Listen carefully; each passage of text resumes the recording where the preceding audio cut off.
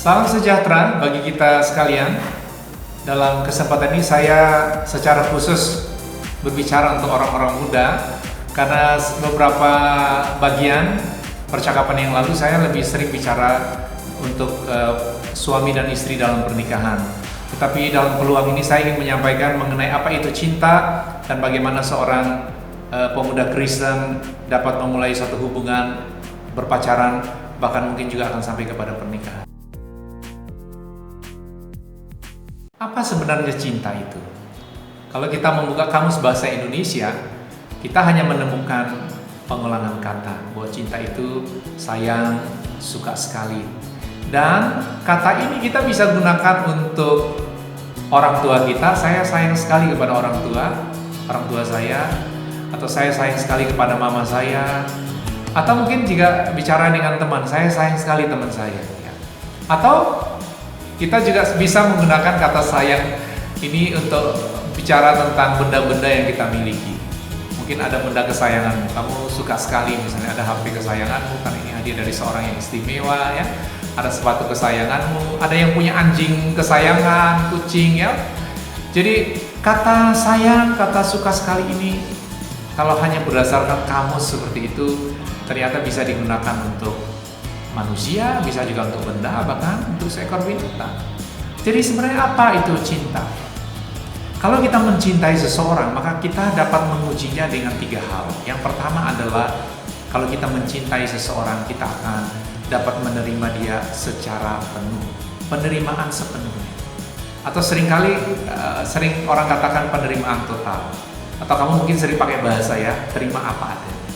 Jadi ini benar, kalau kita menyayangi seseorang, kalau kita mencintai seseorang, maka unsur nomor 1 yang harus ada adalah kamu benar-benar menerima dia sepenuhnya. Apa yang kamu harus terima sepenuhnya? Yang pertama adalah kondisi jasmaninya, keadaan jasmaninya. Postur tubuhnya, ya, mungkin cara dia berjalan, atau semua hal yang bersifat jasmani, ya, entahkah gemuk, terlalu kurus bagi kamu ya, atau kamu anggap wah ini coba lebih ideal seperti ini dan seperti tidak. Kalau kamu mengasihi seseorang, menyayangi seseorang, nomor 1 yang harus ada adalah penerimaan secara penuh untuk hal-hal yang bersifat jasmani. Jadi kalau untuk urusan jasmaninya kamu nggak bisa terima, kamu sering merasa tidak suka, kamu sering ngomelin, kamu bahkan mungkin ada yang terus menyebutkan ya, bikin istilah-istilah untuk menyebutkan suatu kekurangan yang kamu anggap sebagai kekurangan fisiknya ya. Itu bukan tanda kasih sayang, itu adalah justru kamu menyatakan kamu tidak bisa menerima dia secara penuh, menyangkut kepribadian, menyangkut keadaan jasmani.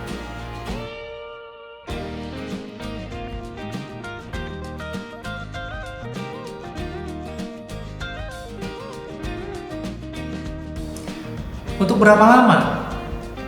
Ya, pada waktu awal perjumpaan, termasuk pada waktu mungkin kamu berpacaran sampai menikah, dan seumur hidup dalam pernikahan. Penerimaan keadaan jasmani ini adalah syarat pertama untuk kita dapat menyebut bahwa kita memang mengasihi dia secara penuh. Yang kedua, yang harus diterima apa adanya adalah keunikan kepribadian. Kamu pasti ya dengan teman begitu ya, atau mungkin dengan kekasih, dengan pacarmu akan tahu ya bahwa kita tidak akan pernah sama seperti orang lain. Kepribadian kita berbeda, temperamen kita berbeda. Ada orang dengan temperamen kolerik misalnya ya, itu cepat sekali mengambil keputusan ya, cenderung gampang marah ya, menyatakan apa saja perasaan dia tidak akan simpan, dia akan bicara apa adanya. Cenderung cepat mengambil keputusan ya, tidak peduli perasaan seperti itu. Atau orang yang phlegmatik, cenderung stabil ya, kadang-kadang dianggap kurang inisiatif, tidak terlalu merasa ada target yang harus dikejar ya.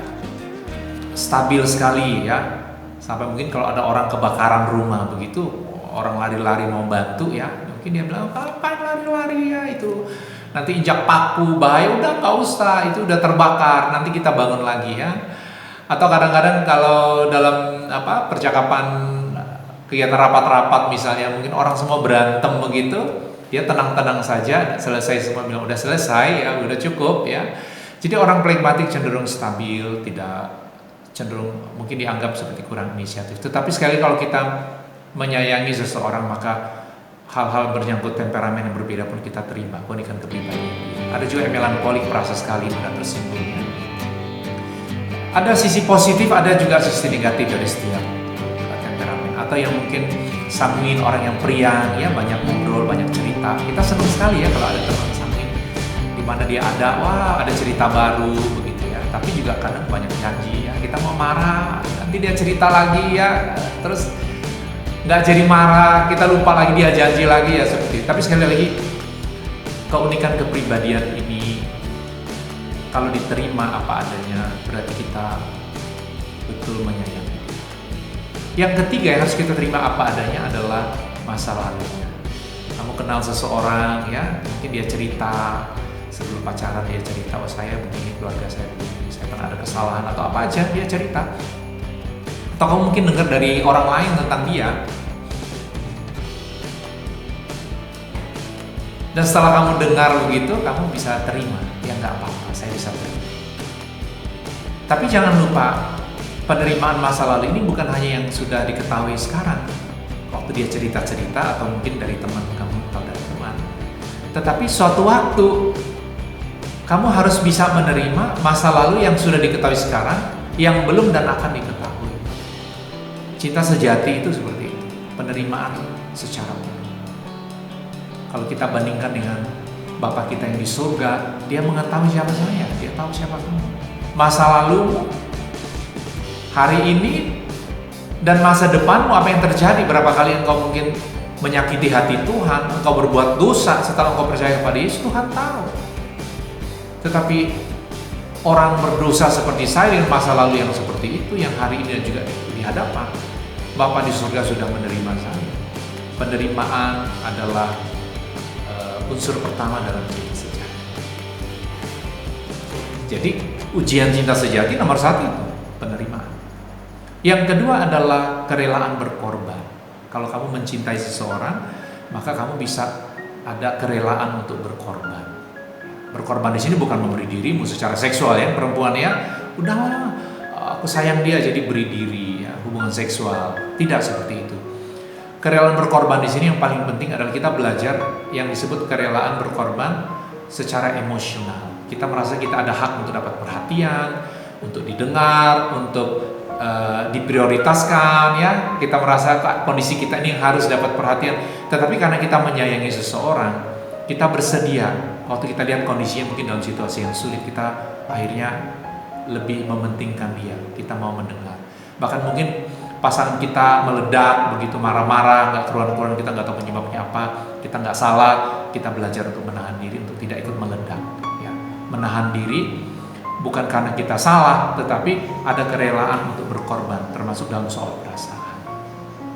Jadi kesediaan untuk rela berkorban adalah salah satu tanda bahwa kita ada cinta sejati yang sedang bertumbuh.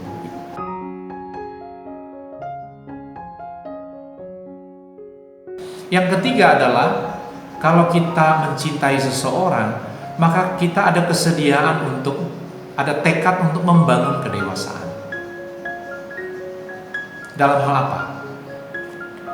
Kita mungkin tidak, bagi kita mungkin ini sesuatu yang tidak menyenangkan, tapi bukan sifat dosa, sesuatu yang, tapi bagi dia baik. Kita akhirnya izinkan. Bagi saya maunya begini, tapi kalau itu memang sesuatu yang baik untuk kamu dan dalam jangka panjang juga memang baik untuk kita atau yang sudah menikah ya, untuk pernikahan kita, silakan gitu. Jadi kita memberi izin, mengatakan ya oleh karena ini baik bagi dia, mendewasakan, membangun dia. Tetapi kalau ada sesuatu yang memang salah, sesuatu yang jahat, bisa merusak diri dia dan merusak hubunganmu dalam jangka panjang, apalagi atau yang sudah menikah, engkau juga berani berkata tidak dan menyatakan bahwa itu memang salah. Jadi ini cara yang seimbang membangun kedewasaan. Ada waktunya kita walaupun tidak senang bagi kita mengatakan ya silakan. Tetapi dalam beberapa peluang pasangan kita salah, memang nggak benar ya kita nyatakan. Walaupun mungkin dia akan bersedih, dia kecewa, nggak apa-apa. Kita menyatakan apa yang benar karena kita membangun kedewasaan. Jadi Tingkat dalam cinta sejati adalah penerimaan apa adanya sepenuhnya, kerelaan, berkorban, dan juga membangun kedewasaan. Jadi kalau engkau berjumpa dengan calon kekasih hatimu, supaya ini bisa apakah ini benar true love, cinta sejati atau bukan, uji saja dengan hal itu ya. Nah, agar cinta bisa bertumbuh, yang harus kita lakukan adalah sering bertemu. Ini prinsip hubungan yang sangat kuat. Dengan siapa kita sering ketemu, nanti itu intimasi akan muncul, kamu akan jadi akrab. Makanya banyak orang-orang muda Kristen yang mengabaikan prinsip ini.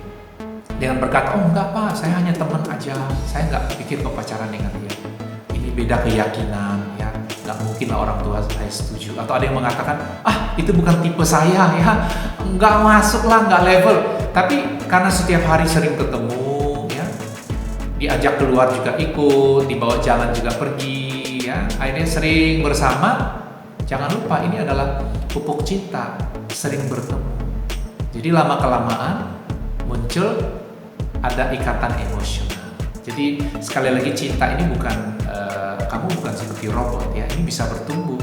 Dan pupuk nomor satu adalah sering ketemu. Makanya laki-laki yang mungkin punya maksud yang jahat, dia bisa pakai prinsip ini.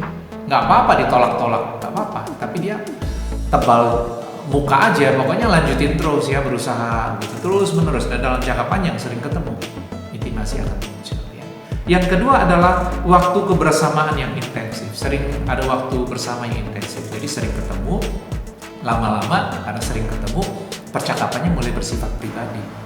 Kamu jadi bisa ngeluh, cerita masalah, ya orang tuamu begini, kamu cerita, ada kesulitan kuliah, kamu cerita, ya lama-lama yang tadinya nggak ada hubungan, nggak ada rencana pacaran, nggak ada pikiran-pikiran untuk dekat begitu, akan muncul dengan sendirinya. Kamu bukan robot, sekali lagi. Cinta akan bertumbuh jika lo sering ketemu dan waktu bersama yang intensif.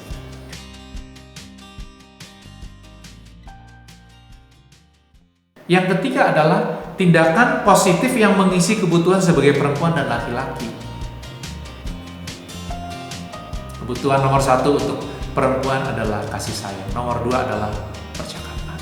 Jadi orang yang mungkin tidak merencanakan pacaran, pada waktu dia berjumpa dengan seorang laki-laki yang pandai menyatakan kasih sayang, kata-kata yang ramah, memberi perhatian, memberi bantuan, touching non seksual dan hadiah. Dan yang kedua, mau bercakap-cakap begitu, kita belum bicara yang lain-lain. Maka seorang perempuan yang pada awalnya tidak ada kedekatan emosional dengan laki-laki itu, tapi dalam jangka panjang ini kalau terus dilakukan, yang terjadi adalah si perempuan mulai berpikir, wah ini laki-laki dia menyayangi saya. Sehingga waktu awalnya memang tidak, dalam jangka panjang, akhirnya orang bisa, karena ini pupuk cinta sejati, yaitu mengisi kebutuhan seorang perempuan dan seorang laki-laki, ini akan bertumbuh. Demikian juga dengan laki-laki, needs dia misalnya itu dikagumi, dihargai, ya, atau secara seksual ya. Mereka yang perempuan yang secara sengaja, secara seksual dia mungkin mengambil kesempatan dengan menjebak laki-laki, ya, atau seperti seolah-olah dia bersedia untuk melayani secara seksual, maka need seksualitas seorang pria ini akan terbangun dan dia pikir, oh nanti nikah sama orang ini, pacaran dengan dia sampai menikah nanti akan suatu baik sekali, gitu, seperti itu. Khususnya juga dikagumi ya. Jadi sekali lagi, sesuatu yang awalnya mungkin bagi kamu tidak mungkin terjadi, ini bisa terjadi ketika needs kebutuhan kamu sebagai perempuan atau laki-laki dipenuhi oleh perempuan atau laki-laki tersebut. Dan yang keempat adalah cinta bisa bertumbuh kalau memiliki tujuan hidup yang sama. Makanya kita selalu bicara, kamu orang muda Kristen, cewek Kristen ya, cowok Kristen, kamu cari sesama pengikut Yesus. Karena dengan tujuan hidup yang sama, sesuai dengan firman Tuhan, sesuai maunya Tuhan, itu cintanya bisa bertumbuh. Nggak sulit jadinya ya, sesuatu yang kalau kita punya tujuan yang sama untuk dicapai, itu akan menyatukan. Dan dalam jangka panjang pada waktu berpacaran, kamu dikuatkan untuk mencapai tujuan hidup bagi kamu Tuhan.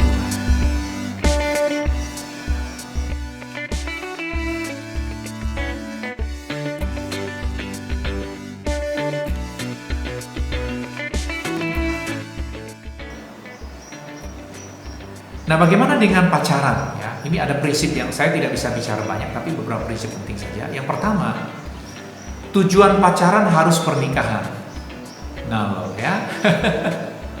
Pacaran ini bukan hanya untuk belajar ya. Saya pernah dalam satu seminar waktu sesi tanya jawab, banyak yang bilang, Pak, kenapa SMP SMA nggak boleh pacaran? Bapak kok bilang begitu ya? Boleh dong kita belajar ya. Pacaran itu kan belajar katanya. Saya bilang, belajar dari mana ya? Jadi kamu hanya boleh pacaran kalau tujuanmu adalah pernikahan.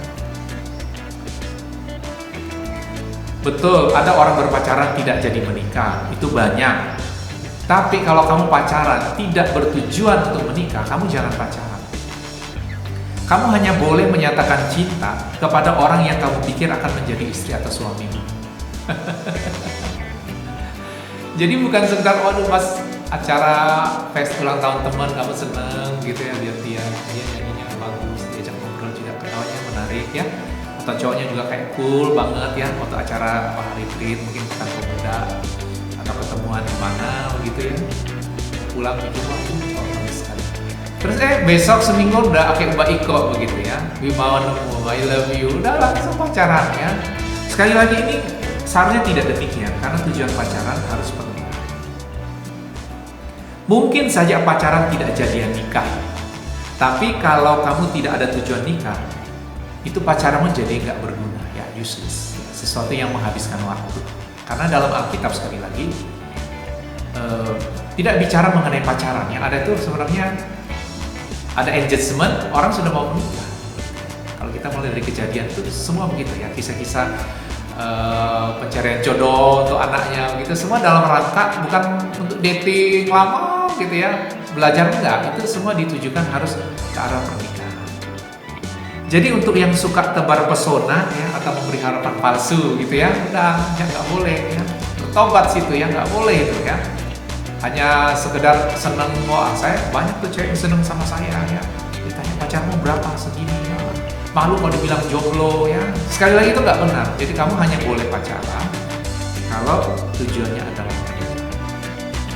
Jadi atas dasar prinsip ini, kalau ada yang nanya kapan saya boleh pacaran Pak, ya udah, kalau tujuanmu adalah untuk pernikahan. Dalam Matius pasal 5 ayat 37 ada kebenaran yang mengatakan kalau ya bilang ya, jika tidak bilang tidak.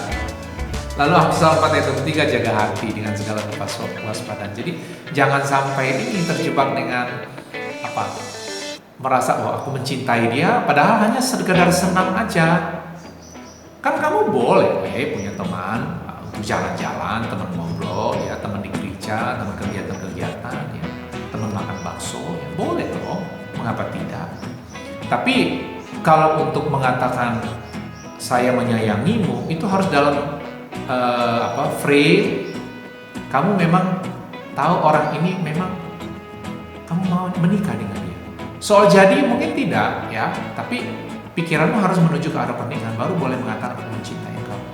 Ya beda kalau kamu bilang menyayangi sebagai orang tua, anak, begitu ya, keluarga besar. Tapi kalau udah bilang kasih sayang dalam hubungan laki dan perempuan, ini tidak bisa dipisahkan dari frame perencanaan pernikahan.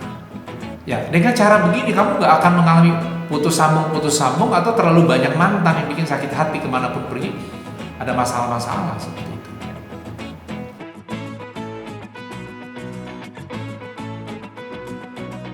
Yang kedua, kapan kamu boleh pacaran? Usia yang tepat. Kalau kita lihat usia 0 sampai 18 tahun, itu bayi sampai SMA ya. Setelah itu kisaran umur 18 sampai 23 tahun, 5 tahun itu kuliah S1.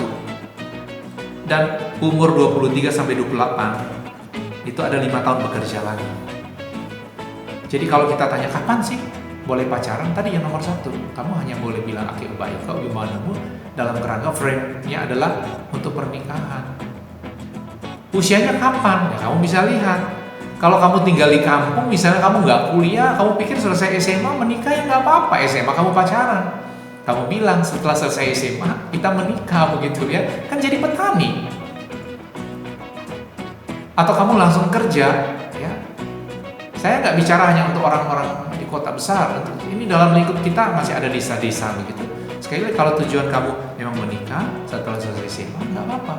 Kamu pacaran untuk SMA. Tapi kalau tidak, kamu masih kuliah, umur 18 sampai 23 tahun untuk S1, kamu pacaran dari SMP sampai SMA, waduh, itu banyak sekali akan kamu ketemu wanita atau mungkin pria lain, ya. Jadi sekali lagi, prosesnya akan masih panjang sekali. Lalu yang ketiga, kapan boleh pacaran? Sekali lagi, lihat needs kamu untuk hubungan yang jenis apa. Contoh, kita biasanya butuh banyak teman. Ada teman sekolah, teman satu kelas, ya, teman kegiatan olahraga begitu, teman jalan-jalan di gereja, persekutuan remaja, pemuda, ya, persiapan camping, retreat, pekan pemuda, ya itu teman-teman, ya. Kita juga ada sahabat yang mungkin nggak banyak orang yang kita bisa cerita isi hati kita, ya. Yang paling bisa terima kita, bisa support, itu bersahabat. Lalu yang ketiga, itu ada tahap penjajakan sebelum pacaran. Jadi kamu jangan begitu senang seseorang, memang kamu senang dengan dia, cara bicara dia, pelayanan dia, orangnya baik nampaknya, nggak harus bilang aki baik kok langsung begitu, ya. Jadi udah berteman, bersahabat, terus ada tahap penjajakan sebelum kamu bilang aki baik kok sebelum pacaran. Di tahap penjajakan kamu boleh kasih tahu, ada tanda-tandanya begitu, ya. Kamu bilang aja, nggak apa-apa, ya. Kamu senang, ya, saya senang lihat kamu, ya, kamu aktif, orangnya baik, seperti itu, ya. Ada apresiasi, penghargaan, itu udah tahu, ya. Cewek udah tahu, yang cowok juga tahu. Waktu kamu bilang begitu, kamu menyatakan kamu menyukai dia, ini sudah masuk tahap penjajakan. Jadi nggak harus akil langsung, ya, nggak harus langsung nembak begitu, ya, pacaran, nggak harus, ya. Ada tahap penjajakan dulu. Di tahap penjajakan ini kamu bisa mundur. Dan kalau memang kamu sudah lihat bahwa needs kamu memang adalah untuk pernikahan dalam jangka panjang, yang kita tidak tahu berapa lama, kamu mengatakan kamu menyayangi dia, kamu ingin jalin hubungan dia, terserahlah, kata-kata kamu lebih tahu, ya. Di generasimu sekarang seperti apa sih memulai hubungan untuk pacaran? Tapi sekali lagi, ada penjajakan dulu, baru berpacaran. Nah, setelah pacaran, ya udah, kalau memang sudah lebih fix mau menikah, ya udah, ada engagement pertunangan. Ya udah, kamu bicara sama orang tuamu, kamu ketemu saya sebagai gembala sidang, ya, atau pendetamu di mana aja, udah, engagement kamu pertunangan, ya. Kalau di KM Angel itu antara 3 bulan sampai 2 tahun kamu engagement, ya, kamu tunangan sampai persiapan pernikahan, ya. Bukan persiapan ngutang loh, ya, acara nikah, kasihan banget, ya. Jadi ya itu, jadi kamu setelah bersahabat, teman, bersahabat gitu, ada penjajakan, kamu pacaran, pertunangan, ya udah, pada waktunya masuk pernikahan.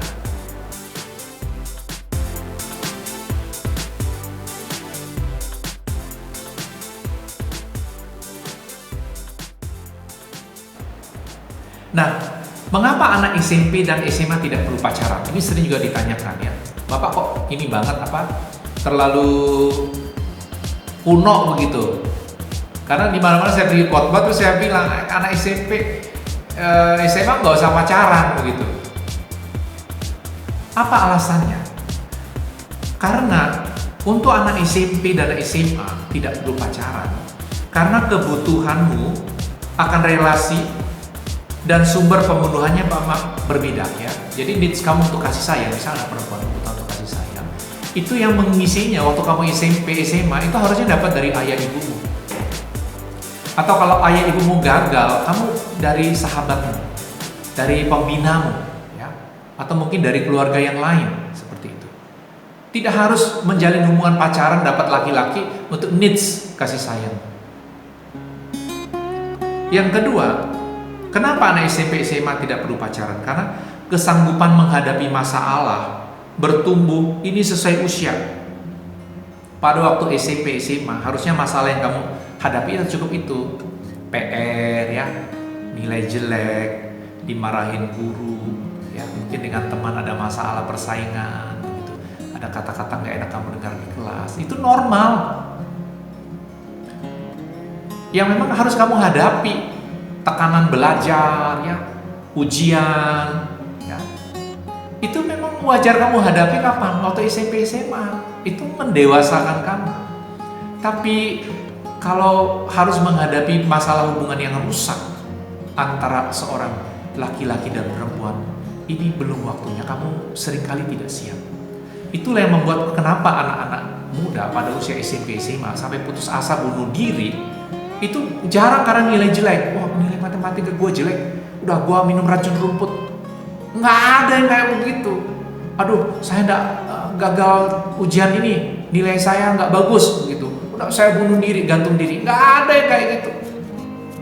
Kebanyakan putus asanya itu selalu putus pacar, cinta tidak diterima, ya hubungan laki dan perempuan, hubungan seks, hamil sebelum menikah, ya masih SMP SMA, takut, ya akhirnya bunuh diri, aborsi sampai meninggal, ya.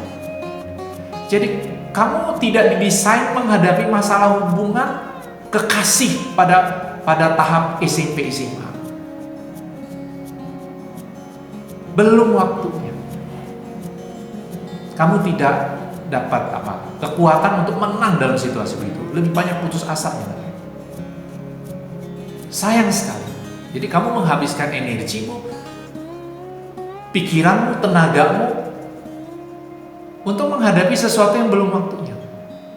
Harusnya pergumulan masih itu ya, mengenai nilai, ya, hubungan dengan teman, sahabat, ya, persaingan-persaingan biasa dalam dunia belajar, ya, prestasi, ya, atau dalam bidang seni dan olahraga, pelayanan yang kamu bisa buat di remaja dan pada usia pemuda.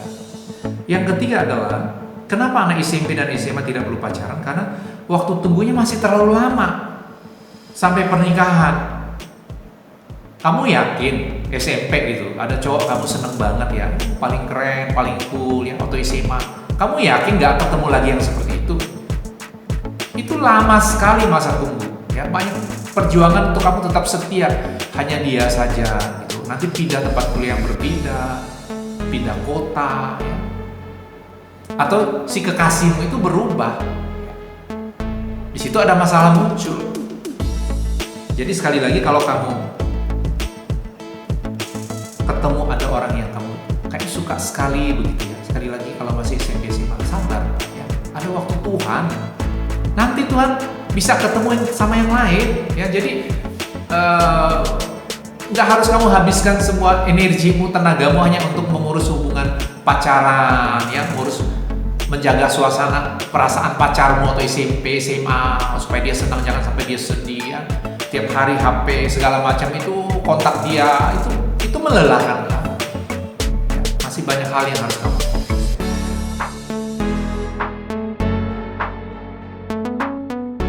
Yang keempat, dalam usia SMP dan SMA, mudah terjerat realitas palsu atau semu. Mudah terperangkap dengan cara dan gaya pacaran yang jahat ya, yang nggak benar melalui film, siaran langsung ya. Kamu lihat kakak-kakakmu pacaran kayak apa. Kamu lihat film, apa yang orang katakan, kalau dating tuh begini-begini. Terus akhirnya nyoba SMP, SMA bermasalah secara seksual. Jadi sekali lagi, kenapa anak SMP, SMA belum boleh pacaran? Ya, dengan alasan-alasan yang tadi. Jadi, kamu hanya boleh pacaran jika tujuanmu adalah menikah. Yang kedua, kamu hanya boleh pacaran jika dewasa usia dan mental. Dan yang pasti SMP, SMA belum. Yang ketiga, kamu hanya boleh pacaran kalau ada izin orang tua. Ini wajib, nggak boleh backstreet, nggak boleh main belakang. Untuk sesuatu yang kamu nggak bisa terbuka dengan orang tuamu, kamu akan bermasalah. Yang keempat, kamu hanya boleh pacaran dengan orang yang tepat. Seperti apa? Sesama pengikut Yesus. Ini standar yang paling rendah, paling basic ya, pengikut Yesus. Dewasa, sehat mental rohani. Sehat mental rohani maksudnya apa? Kamu kalau pacaran dengan orang adiksi, mungkin kamu kasihan, wah dia kasihan, dia narkoba, saya mau bantu dia, saya doain dia, saya bawa dia ke persekutuan. Oh, kamu akan mengalami banyak masalah-masalah. Kamu tidak dipanggil untuk melakukan hal-hal demikian lewat berpacaran. Apalagi mau menikah. Makanya untuk yang menikah saya sudah tanya, ini kenal nggak pasangan? Kalau dia ada adiksi, narkoba, mabuk-mabukan, ya. Mungkin waktu pacaran dia janji-janji, tapi saya mau bilang, tidak ada orang yang menjadi lebih baik dengan janjinya untuk kasus adiksi setelah nikah nanti berhenti sendiri. Itu nggak ada. Sama halnya juga orang tidak berhenti mabuk karena tua, bisa jadi pemabuk sampai tua. Orang yang hidup dalam seksualitas yang jahat itu tidak akan berhenti hanya karena tua. Jadi sekali lagi, pacaran dengan orang yang tepat, seiman, dewasa, sehat mental dan rohani. Dan yang kelima, kapan pacaran? Jika waktu pacaran, rentang waktu antara pacaran sampai kepada pernikahan tidak terlalu lama. Ya soal lama relatif ya, tapi kalau SMP saya kamu masih lama sekali, semester 1-2 perkuliahan itu masih lama sekali, kamu masih ada 3 tahun, 4 tahun ke depan. Atau kamu mau rencana apa? Pasti mau kuliah, ambil profesi misalnya, kamu harus atur ya. Supaya jarak antara masa pacaranmu sampai kepada pernikahan tidak terlalu lama. Dan jangan lupa kalau pertunangan rata-rata kalau untuk kemah Injil adalah 3 bulan sampai 2 tahun. Jadi kalau udah rasa wah ini sudah waktunya, boleh silakan ya. Lapor orang tua, datang melamar, itu ada prosesinya. Bukan kamu sendiri yang datang ngomong sama mertuamu begitu ya. Jangan sampai bilang anak kurang ajar kamu ya. Jadi sekali lagi bicara dengan ayah ibu, nanti mereka bercakap-cakap, melibatkan pihak gereja begitu. Pasti ketemu saya nanti ya. Atau gembala sidang di mana kamu ada. Sesuatu yang baik ya, pada waktu yang tepat, hubungan ini sesuatu yang baik. Sesuatu yang juga membawa hormat bagi kemuliaan Tuhan. Dan memang desain Tuhan. Desain Tuhan untuk kamu ya. Nanti dapat pasangan hidup, kamu sampai menikah, sekali lagi kamu hidup bagi kemuliaan Tuhan. Jadi pertimbangkan dengan baik apakah ini cinta sejati. Diuji dulu ya. Dan apakah sudah waktunya mau berpacaran atau tidak? Walaupun mau, apakah ini timing yang tepat begitu? Jadi pertimbangkan dengan baik. Sesuatu yang sangat mendasar dalam hidup mudah mempengaruhi semua bidang kehidupan yang lain, termasuk apa perkuliahan, pekerjaan, hubunganmu dengan Tuhan, bahkan juga hubunganmu dengan orang tua. Tuhan Yesus memberkati.